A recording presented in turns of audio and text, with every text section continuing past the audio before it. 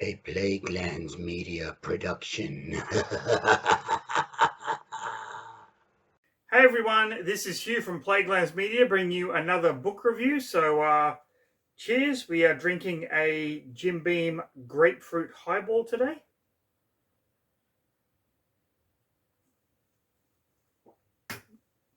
Now I love art books when they bring them out for pretty much anything that I'm interested in: fantasy, sci-fi, horror, comic books, the whole gamut. And when this appeared on Kickstarter, it was a no-brainer for me to back this. Essential Sequentials have released a number of Kickstarters, but this was the only one I backed. This is the art of David Finch, a fantastic Marvel comic book artist. He does covers, he does panels as well, pages and whatnot. And I'm a huge fan of his work, so this was a no-brainer for me. If you can look at the front cover, look at the back cover there. Absolutely fantastic. So what we're going to do today is just go through this and talk about what I like, what I don't like about each of the panels. Although what I don't like is pretty much non-existent. The one problem I have with the book is that there is no kind of narrative by David Finch about his thought process or his work process or anything like that. It is literally just the art, which I know a lot of people kind of don't like that in an art book, and I would have liked a bit more, but for what you get with this book, I absolutely love it. So we're just going to get straight into the next episode of Read a fucking book. Read a fucking book. People. Okay, so this is the Marvel art of David Finch. You can see from the cover, immediately we have Jean Grey, Wolverine in his classic kind of brown costume, Magneto with the Fallen X. Back cover, of course, we have Banner turning into the Hulk. Now, I have to admit that the Hulk was never a character that I was all that interested in, but as time has kind of gone on, the Hulk has kind of intrigued me enough that I've started to look into the early Hulk and more kind of modern iterations of it, which will be shown on this channel at some stage. So let's get into the book itself. We have a great opening here with a pencil sketch. There are a lot of these in the book. And Wolverine over some, looks like hand foot soldiers. And then we come to the meat and potatoes of the book itself. This is what you basically get. You get art, cover art, and so on and so forth. In this instance, it's the cover for Avengers 80 and the cover for Avengers 500, which was Avengers Disassembled, one of the greatest Avengers stories ever told. I absolutely loved this story arc. If you haven't read it, it is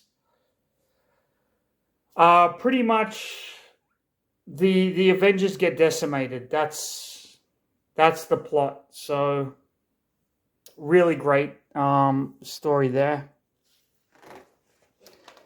We get some art from Avengers 500. This is where She-Hulk is, I believe, tearing Vision apart.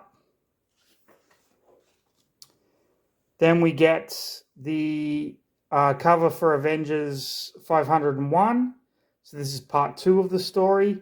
We see the pencils here and the final cover here, where we get the inkers and colorists acknowledged, but David Finch did the initial art for it. Okay, we get some more David Finch pages, which is really cool. She-Hulk kind of going crazy. And then we get this panel, or double splash page, I should say, where all of the former Avengers have kind of come together to work out what is going on. We have the Fantastic Four there and a whole lot of others.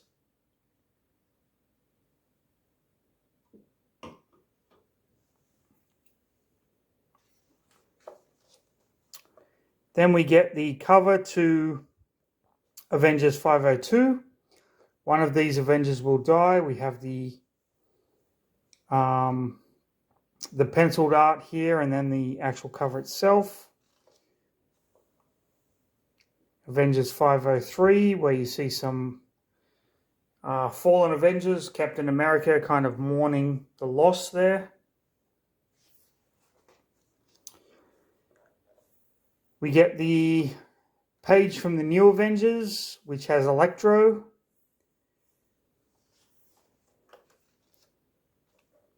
We have the Sentry here. This is the pencil. This is the final version. Spider-Woman, who is Jessica Drew, a fantastic character, but really kind of underutilized these days.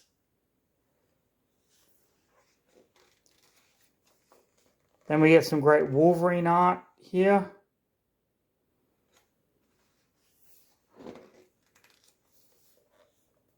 The Avengers 700 cover with She-Hulk, Thor, Captain Marvel, Iron Man, Captain America, Doctor Strange. We have Elektra. Now, this is really interesting. This is kind of Ultimatum was the big kind of almost finale of the Ultimate Universe, which was kind of an offshoot of the Marvel Universe. And Ultimatum had a lot of stories kind of coming together where a lot of characters died and all the teams kind of meshed and whatnot. Now you get David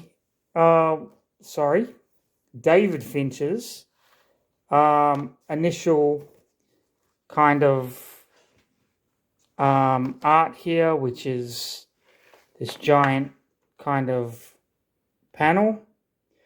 But you also get the colorized version. If you pull out the pages, then you get the colorized version where you have the Fantastic Four, the Avengers, the X-Men over here,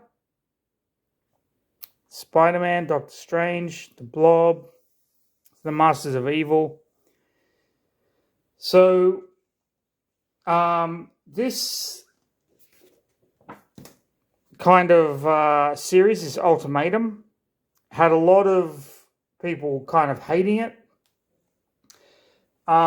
due primarily because of what they did with the characters. But while I've never read it, it has always been kind of really an interesting kind of character study, character take, so to speak.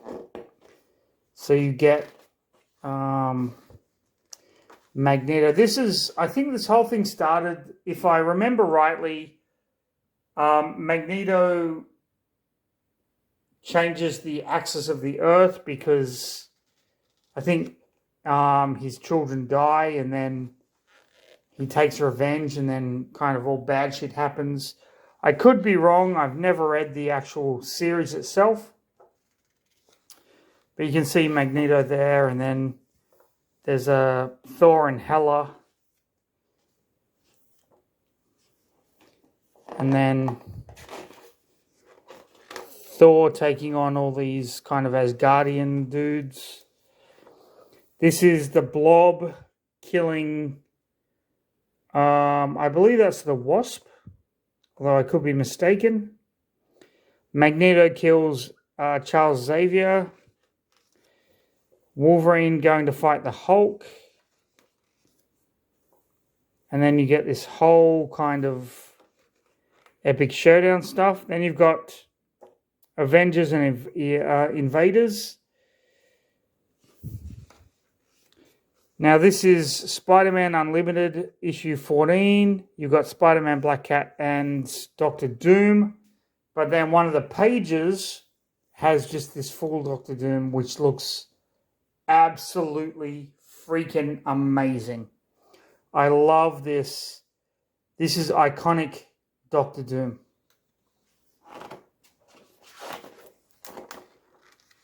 Then we have Fallen Sun, the death of Captain America.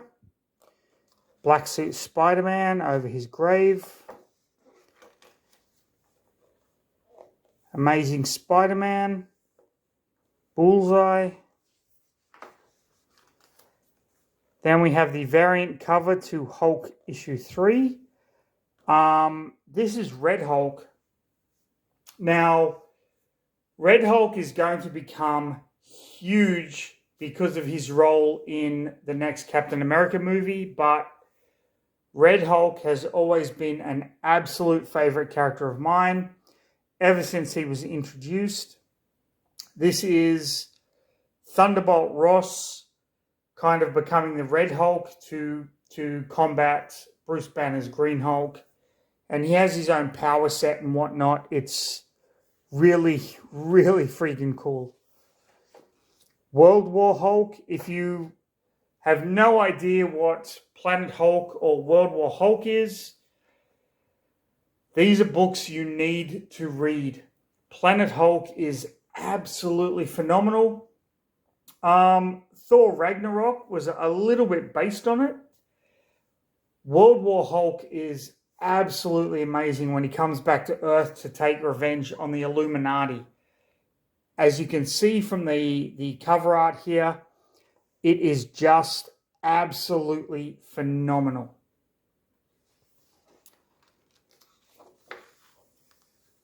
We have some more World War Hulk images. Some new X-Men stuff. This is X-23 fighting, I believe that's Lady Deathstrike. We get some Cable and Hope. This is Bishop, of course. He has the M on his head here. This is from the Messiah Complex story arc, where Scarlet Witch basically said no more mutants. And for a long time, there were only like 200 mutants in the world. And then a new mutant was born, which is Hope. And everyone was trying to kind of get her. And then Cable gets her and takes her into the future and kind of raises her. Really cool story. And then we get the X-Men 200, which is another black and white picture. But then we get the color version with Mystique, Sabretooth, Rogue, Psylocke, Beast, Xavier, Emma Frost, Colossus. I believe that's Dazzler. Zorn here. Angel, Cannonball. Just kind of everyone kind of mixed in here. Iceman, Cable, Wolverine, Jean Grey. Just an absolutely phenomenal piece of art. Like, for an X-Men fan, this is everything you want in a piece of art. Absolutely. And I love the fact that you get the black and white and the color version of it in this book.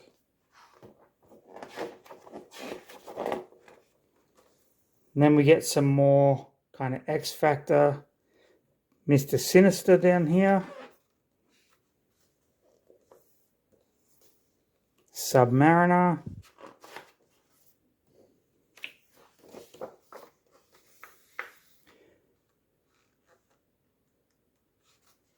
Which is kind of cool. We get Morbius, the Living Vampire. And then we come to Moon Knight. Moon Knight is really interesting for me. He's one of my favorite characters in that I know his backstory and I know the concept behind him and everything, but I've read very few Moon Knight comic books. I have an omnibus of the, I believe, Dan Spector Moon Knight, but I love this kind of concept of Moon Knight. So we get all of this beautiful David Finch art.